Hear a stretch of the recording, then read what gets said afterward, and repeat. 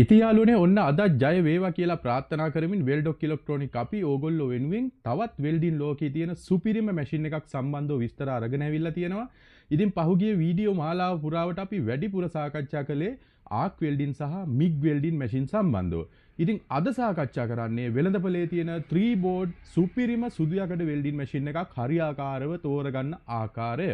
ඉතින් 3 board welding machine ගැන අපි ඕනේ තරම් කතා කරලා තියෙනවා. සිංගල් බෝඩ් වලට වැඩිය 3 බෝඩ් වල තියෙන වැදගත්කම කතා කරලා තියෙනවා. වටිනාකම කතා කරලා තියෙනවා. කල් පැවැත්ම අපි කතා කරලා තියෙනවා. ඉතින් අද ඔයාලට තවත් පැහැදිලි වෙන විදිහට තේරෙන විදිහට මොකද්ද මේ 3 බෝඩ් වෙල්ඩින් මැෂින්? එතකොට 3 බෝඩ් වෙල්ඩින් මැෂින් එකේ තියෙන වැදගත්කම අපි කෑල්ලෙන් කෑල්ල ඔයාලට හඳුන්වලා දෙනවා. එතකොට ඔයාට සුදු යකඩ වෙල්ඩින් මැෂින් එකක්. එහෙම නැත්නම් ආගන් වෙල්ඩින් මැෂින් එකක් කියනවා. තව සමහරු ටික් වෙල්ඩින් මැෂින් කියනවා. ඉතින් කොහොම වුණත් ඔන්න ඔය සුදු යකඩ පාස්සන ගණේ හොඳ වෙල්ඩින් මැෂින් එකක් ඕගොල්ලෝ තෝරගන්න යනකොට ඕගොල්ලොන්ට බොහොම වැදගත් වෙන වෙල්ඩින් මැෂින් එකක් සම්බන්ධව තමයි අපි කතා කරන්නේ 3 බෝඩ් ටයිප් වෙල්ඩින් මැෂින් සම්බන්ධව. රයිට්. එතකොට යාළුවනේ ඔයාලගෙන් වෙනදා වගේම අදත් අපි චූටි ඉල්ලීමක් කරනවා. ඔයගොල්ලෝ තවමත් වෙල්ඩොක් ඉලෙක්ට්‍රොනික අපේ YouTube නාලිකාව subscribe කරලා නැත්නම් අපිව subscribe කරන්න. bell icon all කරලා තියාගත්තොත් ඔයාට හැමදාමත් මේ වගේ වීඩියෝ නරඹන්න පුළුවන් වෙනවා. රයිට්. අපි වැඩි කතා බහක් නැතුව අපේ වීඩියෝ එකට යමු. හොඳයි යාළුවනේ. අපි මුලින්ම බලමු මේ වීඩියෝ එකට අදාළව ඔයාලට 3 බෝඩ් වෙල්ඩින් මැෂින් එක විස්තර කතා කරන්න කලින් සාමාන්‍යයෙන් වෙළඳපොලේ ඔයාට 200 ඇම්පියර් 250 ඇම්පියර් වගේ වෙල්ඩින් මැෂින් වලට ඔයාලට ලැබෙන සිංගල් බෝඩ් එකක් කොයි වගේද කියන කතාව. ඉතින් මේ තියෙන්නේ සාමාන්‍යයෙන් ඔයාට වෙළඳපොලේ ඇම්පියර් 250 200 250 වගේ වෙල්ඩින් මැෂින් වලට එන සිංගල් බෝඩ් එකක්. මේ බෝඩ් එක මෙච්චරයි. මේ බෝඩ් එකට හවුසින් එකක් අවශ්‍ය නැහැ. කූලින් පෑන් එකක් දාගත්තා නම් මේ බෝඩ් එකට කනෙක්ෂන් ටික එළියට අරන් මේ බෝඩ් එකෙන් විතරක් පාස්සන්නත් පුළුවන්. ඉතින් ඒ වගේම මේ තියෙන්නේ තවත් 200 ඇම්පියර් සිංගල් බෝඩ් දාපු වෙල්ඩින් මැෂින් එක මේන් බෝඩ් එකක්. ඉතින් ඔයාලට මේ කියන විස්තරේ පැහැදිලිව අහගන්න. දැන් ඔයාලට පේනවද මෙතන මෙයාගේ කූලින් සිස්ටම් එක ගැන බැලුවොත් එහෙම ඇත්තටම කූලින් සිස්ටම් එකට අදාළව මේ හීට් සිංක් හරිම පොඩි විදිහට තමයි තියෙන්නේ. ඒ කියන්නේ හරියට ලොකු වෙල්ඩිමක් ගහගෙන යනකොට රත් වෙන්න බලන ප්‍රතිශතය වැඩි පොඩි හීට් සිංක් තියෙන්නේ. ඉතින් අවුට්පුට් ඩයෝඩ් දිහා බැලුවොත් ඔයාලට පේනවා මෙතන අවුට්පුට් ඩයෝඩ් දෙකයි තියෙන්නේ. එතකොට මේකෙත් අවුට්පුට් ඩයෝඩ් දෙකක් තියෙනවා. ඉතින් ඒ ඇවිල්ලා තියෙන දෙක ගැටලුවක් නැහැ. ඇම්පියර් 120ක විතර අවුට්පුට් එකක් ගන්න පුළුවන් ඩයෝඩ් දෙකක් ඇවිල්ලා තියෙනවා. ඉතින් කැපැසිටර් බැංක් එක ගැන කතා කරොත් ඔයාලට පේනවා කැපැසිටර් දෙකක් ඇවිල්ලා තියෙනවා සාමාන්‍ය පරිදි. IGBT දෙකක් ඇවිල්ලා මෙන්න මේ බෝඩ් එක මෙච්චරයි. ඉතින් ගෙදර දොරේ වැඩ කරන වැඩ කටයුතු වලට මේ වගේ බෝඩ් එකක් ආපු මැෂින් එකක් සාමාන්‍යයෙන් කිසි ගැටලුවක් නැහැ. ඔයාට වැඩ කටයුතු ටික කරගෙන යන්න පුළුවන් 12න් කූරෙන් සාමාන්‍ය බොක්ස් බාර් වලින් වගේ වැඩ කරන යාළුවන්ටත් මේ බෝඩ් එකේ කිසි ගැටලුවක් නැතුව වැඩ කරගෙන යන්න පුළුවනි. ඉතින් දැන් ඔයාට පේන්නේ මේ ඉස්සරහින් 3 බෝඩ් දාපු වෙල්ඩින් මැෂින් එක. ඉතින් මෙන්න මේ 3 බෝඩ් දාපු වෙල්ඩින් මැෂින් එකේ ප්‍රධානම වැදගත්කම ඔයාලා හොඳට මතක තියාගන්න. මෙයාලගේ ඔයාට පේනවා ගොඩාක් ලොකු හීට් සිංක් තියෙනවා. කූලින් සිස්ටම් එකට ගොඩාක් ලොකු හීට් සිංක් තියෙනවා. ඔයාලට පැහැදිලිව පේනවා ඇති. දැන් අනිත් බෝඩ් එක බලනකොට ඔයාට පේනවා මෙතන හීට් සිංක් එක ගොඩාක් ලොකුයි දෙපැත්තටම. ඊට අමතරව මතක තියාගන්න මම මේ කතා කරන මැෂින් එක 3 බෝඩ් MOSFET type ආපු මැෂින් එකක්.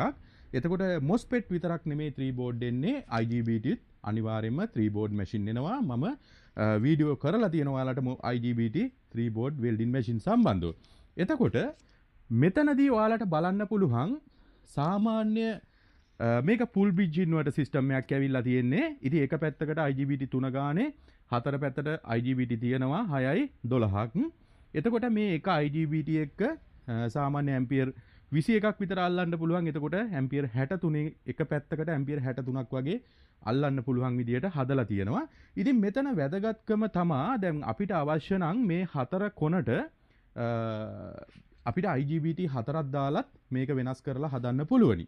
නමුත් අපි අපේ අත්දැකීම් එක්ක කතා කරනකොට මෙන්න මේ 3 බෝඩ් MOSFET type ආපු වෙල්ඩින් මැෂින් වල ගොඩාක් වෙලාවට මෙන්න මේ MOSFET පැත්ත ගොඩාක් ඩැමේජ් වෙනවා අඩුයි. ඩැමේජ් නොවෙනවා නෙමෙයි ඩැමේජ් වෙනවා අඩුයි. ඉතින් ඒකට ප්‍රධාන හේතුව තමයි ඔයාලට පේනවා මේ පැත්තේ 6යි වගේම අනිත් පැත්තෙත් ඔයාලට පේනවා MOSFET 6 ගානේ 12ක් තියෙනවා. ඉතින් මෙන්න මේ එක පැත්තක් ගැන අදහසක් ගන්නකො මේ එක පැත්තක තුන් දෙනෙක් එකතු වෙලා බරක් අදිනවා. ඉතින් මෙතන පොඩ්ඩක් ඒ බර බෙදීමක් වගේ දෙයක් සිද්ධ වෙනවා. ඉතින් සිංගල් IGBT 4ක් දානවට වැඩිය තුනට බෙදලා ඒ ඇම්පියර් එක මේ MOSFET 3ක් දාලා ඉවලා තියෙනවා. ඉතින් MOSFET 3ක් දාලා යවපුවාම එක IGBT එකකට වැටෙන බර මෙයා තුනට බෙදාගෙන ඒ බර අදිනවා වගේ කතන්දරයක් තියෙන. ඔක තේරුම් ගන්න පුළුවන් කෙනෙකුට තේරුම් ගන්න පුළුවන්.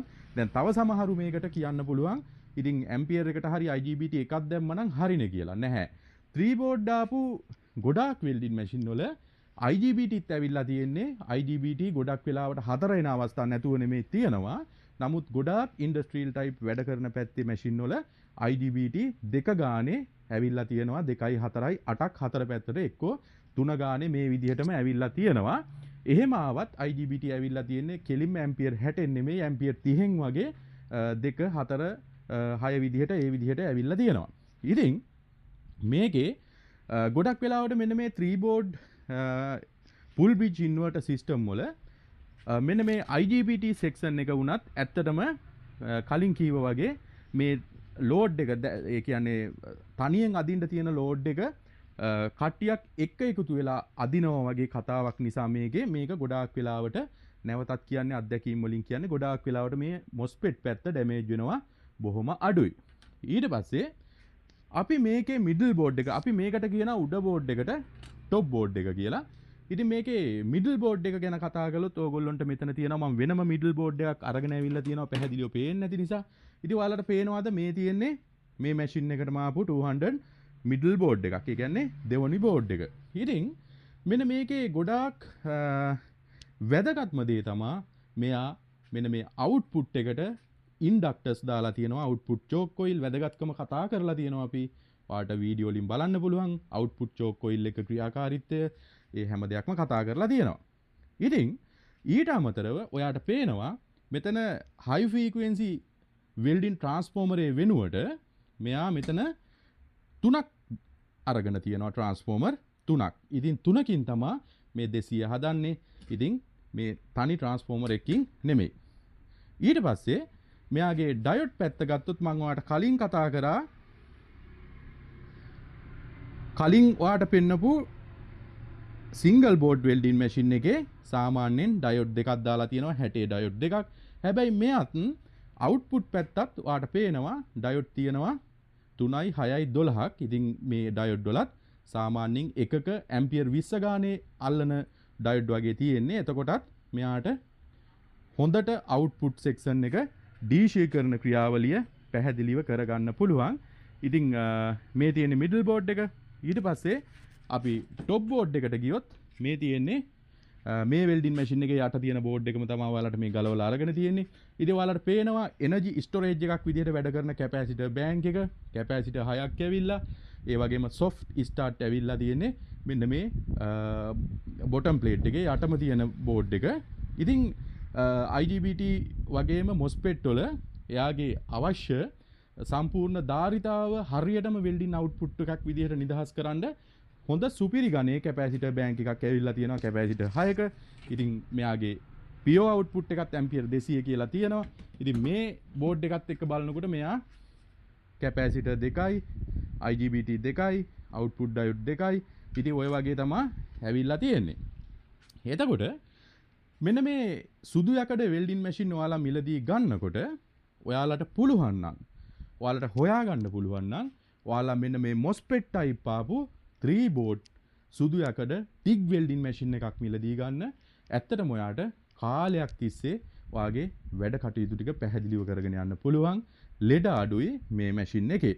ඉතින් අලුත් වැඩියා කටයුත්තක් ආවත් ඇත්තටම මේකේ අලුත් වැඩියාවකට ඕනේ විදිහකට බඩු තියෙනවා.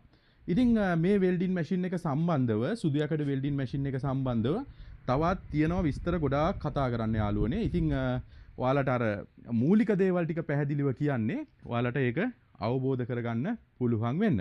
ඉතින් ඒ වගේම මේකේ ටිග් වෙල්ඩින් මැෂින් වල තව එක කාරණාවක් ඉතින් HF section එක තියෙන්නේත් මෙන්න මේ පහළ තියෙන bottom board එකේ.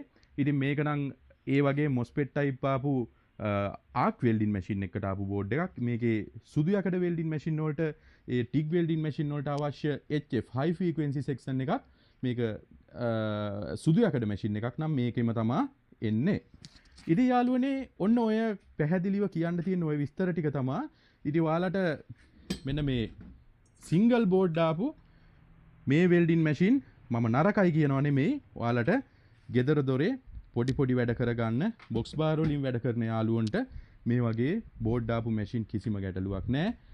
හැබැයි වැඩපලක් විදිහට industrial type පැත්තට යනකොට වැඩ කරනකොට ඔයාලට පුළුවන් නම් IGBT හෝ වේවා MOSFET හෝ වේවා මෙන්න මේ ඔයාගේ ඉස්සරහින් පේන 3 board welding machine එකක් ඔයාට මිලදී ගන්න පුළුවන් නම් ඇත්තටම ඔයාට කාලයක් වාගේ වැඩ කටයුතු ටික පැහැදිලිව කරගෙන යන්න පුළුවන් වෙනවා.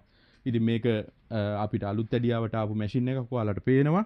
මෙතන පැහැදිලිව තියෙනවා output එක 200 ampere 200යි කියලා. ඉතින් යාළුවනේ අද වීඩියෝ එකෙන් ඔයාලට ඔන්න ඔය අලුත් ඇඩියාවට ආපු මැෂින් එකම උපයෝගී කරගෙන කියන්න තිබුණේ ඔය කතාව තමයි. ඉතින් සුදු යකඩ වෙල්ඩින් මැෂින් එකක් හොයනවා නම් ඔන්න 3 board දාපු මෙන්න මේ MOSFET type welding machine එකක් හොයාගන්න. සාමාන්‍යයෙන් DBL ලගේ කලින් ආවා ඒ වගේම Hugo ලගෙත් ආවා. ගොඩාක් වෙල්ඩින් රිලාන් ලගේ තාවම එනවා. ටිකක් මිල වැඩි. ඉතින් ඔයාලට ඕනම බ්‍රෑන්ඩ් එකකින් මෙන්න මේ සුදු යකඩ welding machine 3 board welding machine ඔයාලට මිලදී ගන්න පුළුවන් වෙනවා. ඉතින් යාළුවනේ අවසාන වශයෙන් උත් ඔයාලගෙන් චූටි ඉල්ලීමක් කරනවා. ඔයගොල්ලෝ තවමත් වෙල්ඩොක් ඉලෙක්ට්‍රොනික අපේ YouTube නාලිකාව subscribe කරලා නැත්නම් අපිව subscribe කරන්න.